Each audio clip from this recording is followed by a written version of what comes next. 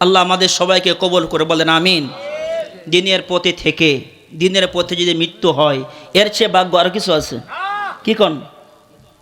দিনের পথে মরা ভাগ্য সকলের হয় না। হ্যাঁ, আল্লাহ সবাইকে কবুল করে না, যাদেরকে কবুল করে এদের জীবন কামিয়াবি, ঠিক কিনা বলেন? হ্যাঁ, যেমন কবুল হয়েছেন শহীদ মরহুম আইনুদ্দিন আল আজাদ রহমতুল্লাহ আলাই, দিনের পথে কবুল হয়েছেন। হ্যাঁ, শাহাদাতের মৃত্যু আল্লাহ পাক তাকে দিয়েছেন এবং এইভাবে তাকে কবুল করেছেন। দোয়া করি আল্লাহ সুবহানাহু ওয়া তাআলা তার এই গোলামকে জান্নাতের সর্বোচ্চ মাকাম দান করে, বলেন আমিন। আর জোরে বলেন আমিন। একজন কিংবদন্তি ছিলেন, ঠিক না? আইনুদ্দিন আলাদ রহমতুল্লাহ আলাই বাংলার জমিনে একটা কিংবদন্তি ছিলেন। কত শিল্পী হইল, আসলো আর গেল, কিন্তু উনার মতন এত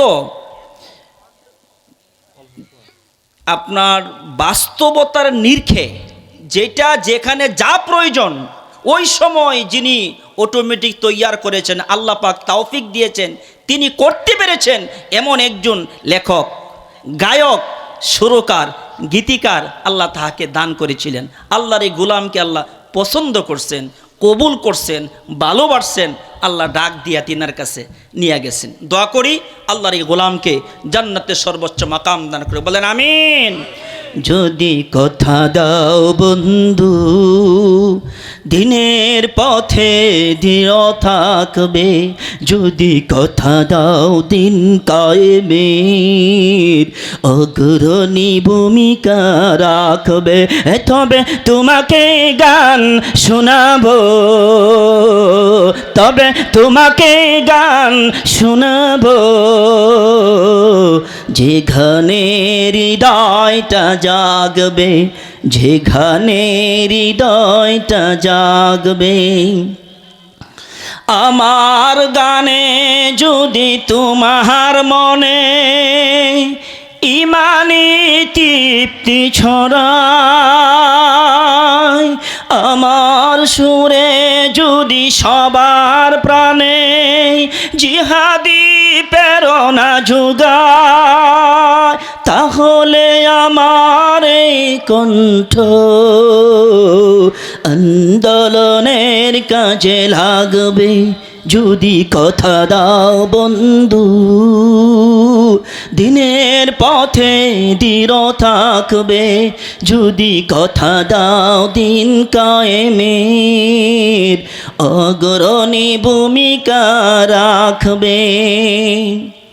আমার গান যদি জাগাতে পারে, আমার গান যদি জাগাতে পারে মুক্তির নব চেতনা, আমার এই সুর যদি ভুলাতে পারে আঘাতের শত বেদনা, তাহলে আমার এই কণ্ঠ সকল বাধাকে রুখবে, তাহলে আমার কণ্ঠ সকল বাধাকে রুখবে। যদি কথা দাও বন্ধু দিনের পথে দৃঢ় থাকবে, থাকবেন তো নাকি ইনশাআল্লাহ? যদি কথা দাও বন্ধু দিনের পথে দৃঢ় থাকবে, যদি কথা দাও দিন কায়েমের অগ্রণী ভূমিকা রাখবে, তবে তোমাকে গান শোনাবো, যে গানে হৃদয়টা জাগবে, তবে তোমাকে গান শোনাবো, যে গানে হৃদয়টা জাগবে। আল্লাহ কবুল করে, বলেন আমিন।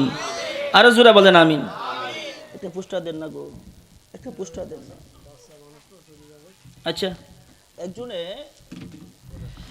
ওই ইঞ্জিনিয়ার রাশিদুর রহমান বাপ্পি, তিনি ৩,০০০ টাকা দান করেছেন, তাই তো? ৩,০০০ টাকা দান করেছেন। হ্যাঁ, তিনার ছেলে মেয়েদের জন্য, পরিবার সবার জন্য যারা আজকে দুনিয়া থেকে বিদায় হয়ে চলে গেছেন তাদেরকে আল্লাহ যেন মাফ করে দেন, হ্যাঁ, এবং তার দানকে আল্লাহ যেন কবুল করে। বলেন আমিন, জোরে বলেন আমিন। হ্যাঁ, আমার ছোট্ট মামনি আরো কিছু টাকা নিয়ে আসছেন, হ্যাঁ, আল্লাহ কবুল করুক। হ্যাঁ, রাকিব আল হাসান রিফাত, তোমার নাম বলো?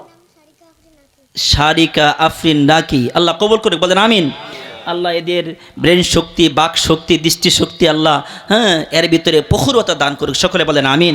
তোমাদের জন্য অনেক দোয়া ও শুভকামনা। ঠিক আছে, ঠিক আছে, ঠিক আছে, ঠিক আছে। তোমার নাম কি বলছো? রাকিবুল হাসান রিফাত। ঠিক আছে, নামাজ কালাম পড়বা, দিয়ে নেবা, থাকবা, আল্লাহ কবুল করুক। বলেন আমিন। যান।